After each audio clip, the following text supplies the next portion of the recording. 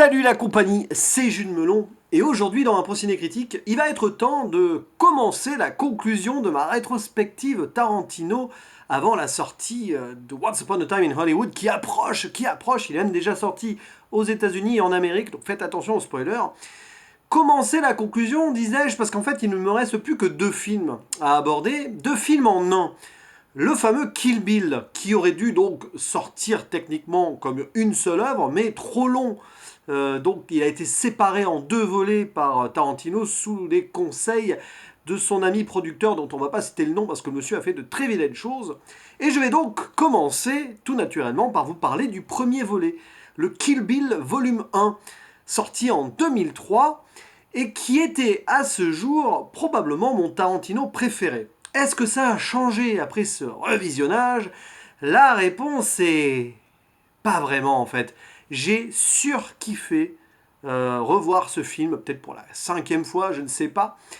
Et bon, avant d'expliquer pourquoi et d'en faire le synopsis, je vais parler du casting, puisqu'on y retrouve dans le rôle titre et phare, surtout pas titre mais phare, Uma Thurman. Elle joue pas Bill, non, elle joue la mariée de Bride, alias Black Mamba, alias elle a un vrai nom mais on l'apprend plus tard.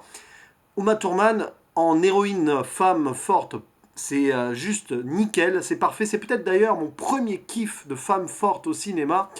Peut-être après Ripley dans la saga Alien, mais bon, ça, je ne sais plus et je vais pas forcément essayer de me rappeler exactement ce qui s'est passé dans ma tête de cinéphile quand j'étais plus jeune. À ses côtés, nous retrouvons Lucy Liu, voilà, qui va jouer l'une de ses antagonistes, Oren Ishii. Il y a aussi Vivica Fox, qui est la première des antagonistes de Black Mamba qu'on voit au début du film. On retrouve aussi, mais alors là, très vite fait, on les verra plus dans le 2, Daryl Hannah, Michael Madsen et David Carradine de dos, ou pas de dos d'ailleurs, que ses mains, je crois qu'on voit. On ne voit pas son visage dans le volume 1. Et d'autres acteurs, tels que Julie Dreyfus, l'actrice française, qui joue ici une franco-japonaise, et des acteurs asiatiques que Tarantino a beaucoup aimé dans des films passés, tels que le hongkongais Gordon Liu ou le japonais Sonny Shiba. Et il y a une jeune japonaise aussi, Chiaki Kuriyama, qui joue la tueuse bodyguard Gogo et qui avait été repérée dans l'excellent Battle Royale sorti, je crois, 2-3 ans auparavant. Et il y a aussi, finissons le casting en mentionnant la présence du fameux Michael Parks dans le rôle qui croise pas mal de films de Tarantino et de Rodriguez, le Ranger Earl McGraw. Voilà, donc tous ces gens réunis pour une histoire, je vais faire le synopsis, de vengeance. L'histoire donc de cette femme, Black Mamba, qui a décidé, quelques années auparavant, de se ranger et d'épouser un homme. Voilà, elle a décidé donc de quitter son groupe d'assassines mené par un certain Bill.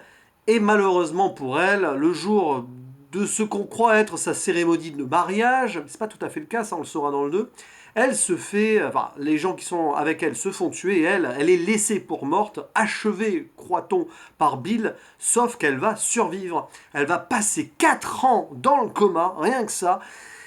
Et une fois réveillée de façon improbable, elle va établir une liste, une sorte de Death Note, pour faire un petit clin d'œil à la série que je suis en train de me saigner en ce moment sur Netflix. Enfin, il était temps.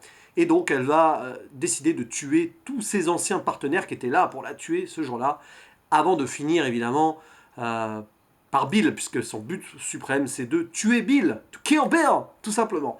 Et donc, on va suivre le début des aventures de cette vengeuse, voilà, de cette femme qui voulait vivre sa vie et on lui a empêché, donc du coup, elle vient un petit peu faire justice elle-même.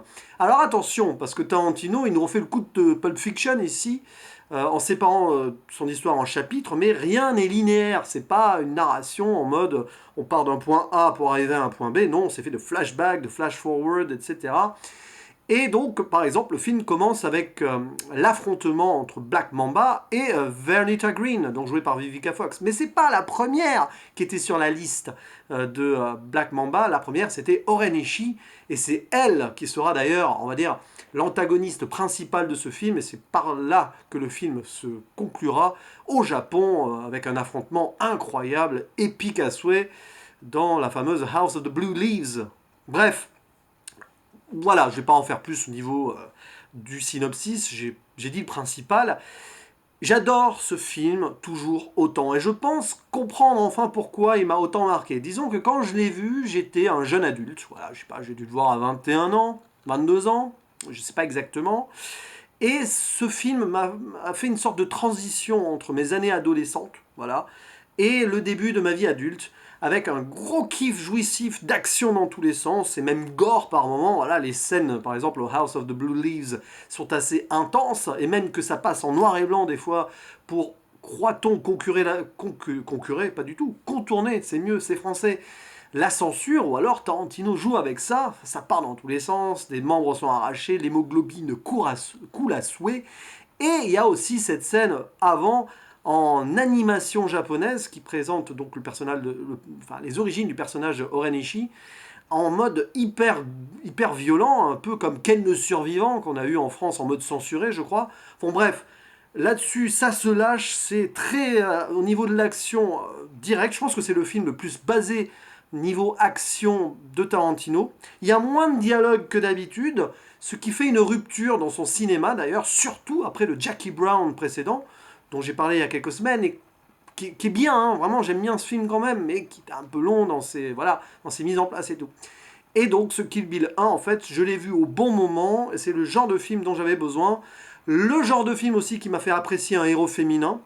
Voilà, parce que quand on est ado, c'est comme ça aussi, on s'identifie aux personnages principaux, et forcément, quand tu es un jeune ado garçon, bah, tu vas t'identifier à des héros plus hommes que femmes. Et là, en fait, tu vois, tu passes outre quand tu es jeune adulte, et là, tu prends vraiment ton kiff en appréciant ce personnage féminin fort qui n'a pas attendu la mouvance MeToo récente pour exister. Quand on sait que le producteur de ce film est celui qui a déclenché indirectement par ses mauvaises actions le mouvement MeToo, c'est assez ironique. Et voilà, c'est un kiff de A à Z. Ce film n'a pratiquement pas de temps mort. Il y a peut-être des scènes qui sont un peu longuettes, enfin qui ont moins d'intérêt que d'autres, on va dire ça comme ça. Genre par exemple ce qui se passe à l'hôpital, même si c'est quand même assez violent, puisque on la voit se réveiller du coma, mais avant ça, la pauvre mariée de Bride, eh ben, elle est un petit peu abusée pendant qu'elle est en mode, voilà, pas du tout consciente par un infirmier qui fait venir ses potes la baiser, quoi. C'est absolument horrible. Bref, voilà, ouais, des moments machin, mais ça prend son temps parce que ça nous montre aussi la persévérance de cette femme qui a aussi gagné beaucoup en patience, et ça on comprendra pourquoi dans le chapitre 2. Par exemple, pour bouger les orteils, le temps de reprendre la faculté de ses jambes, ça lui prendra une bonne dizaine d'heures, hein, mais elle ira au bout de son truc. Et puis voilà, quoi, c'est assez c'est jouissif parce que déjà on s'ennuie pas, d'accord, ça c'est une chose, mais en plus on a un grand build-up de personnages, puisque le personnage donc du Maturman, de Bride, la mariée Black Mamba, quel charisme, quoi. Le charisme d'une femme qui a envie de se venger, mais on comprend pourquoi. Et encore, ce qui est génial dans ce premier chapitre, c'est que ça nous laisse miroiter des révélations qui exploseront encore plus dans le deuxième volet. Deuxième volet que jusque-là j'aime moins, mais bon, je vais le revoir aussi. Mais je commence à comprendre et à saisir certaines choses, et pourquoi d'ailleurs le deuxième volet est complètement différent du premier d'ailleurs. Mais ça, on y reviendra quand j'en parlerai, évidemment. Donc, voilà, je disais build-up charismatique d'un personnage qui, voilà, qui n'est pas au courant de tout en plus, comme on l'apprend à la fin du film, mais comme on arrive à le deviner dès la première scène, quand elle essaye de dire quelque chose à Bill avant qu'il la tue, mais bon, voilà. Et en fait, cette vengeance prendra une autre dimension d'ailleurs par la suite. Mais bon, des moments extraordinaires, donc comme je le disais, dans la maison, de House of the Blue Leaves, hein, j'espère ne pas écorcher le nom parce que j'ai pas sous les yeux, avec les Crazy 88, la bande de mafieux japonais Yakuza, donc de Oren Ishii et ses amis. Ces bastons extraordinaires avec des plans séquences magnifiques avant la caméra qui tourne autour, qui monte la pression avant même la baston, donc dans cet hôtel-restaurant, on ne sait pas, c'est un peu des deux. Et c'est juste génial, la mise en scène est vraiment extraordinaire, ici, mais pas que là d'ailleurs. Et ben, voilà, ça serait inutile pour moi d'aller dans les détails supplémentaires, et ni d'aller dans les spoils d'ailleurs. Je pense que vaut mieux que vous appréciez à fond ce film si vous ne l'avez pas encore vu. Et puis, dernière chose à dire là-dessus, sur ce film, c'est aussi la BO. Génialissime. J'adore les BO de Tarantino, tout le temps. Mais alors là, je crois que c'est ma préférée dans ce film. C'est juste, chaque morceau est culte, il y a une grande force dans l'utilisation de ceci. Et en plus, comme d'habitude, bah, déjà le film commence par le Bang Bang de Nancy Sinatra, qui aura une résonance d'ailleurs à la fin du 2, hein, voilà, sans en dire plus. Il y a des réutilisations d'anciens thèmes, comme le Twisted Nerves de Bernard Herrmann, compositeur de Psychose et tout, quand même, de Hitchcock. Il y a aussi le thème Green Hornet de Al Hurt, à la trompette et tout. Bon, bref, c'est des petits trucs comme ça. Il y a cette Battle Without Honor, honor, pardon, on prononce pas le H. Et oui, c'est une exception de prononciation de la langue anglaise. Petit moment prof. Or Humanity de Tornosayu Otei. Là, j'ai le nom sous les yeux quand même. Et puis, ce truc un peu punk bluesy des 5, 6, 7 and 8, ce groupe japonais qui joue lors de la réception de la House of the Blue Leaves. Voilà, bon bref. Et bien sûr, il faut que je termine là-dessus sur la BO. Le thème magnifique de Lonely Shepherd à la flûte de Pan de George Zamfir, qui est peut-être pour moi l'un des thèmes les plus magnifiques utilisés au cinéma.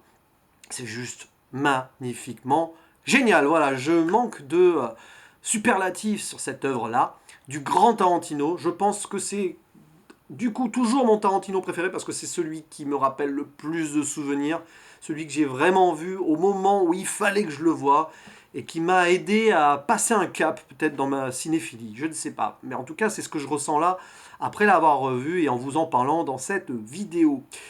Il ne me reste plus qu'à vous dire à demain. Pourquoi? Bah pour Kill Bill 2, forcément, parce que je vais en parler, je vais le revoir avec grand intérêt et grande impatience d'ailleurs, ce volume 2.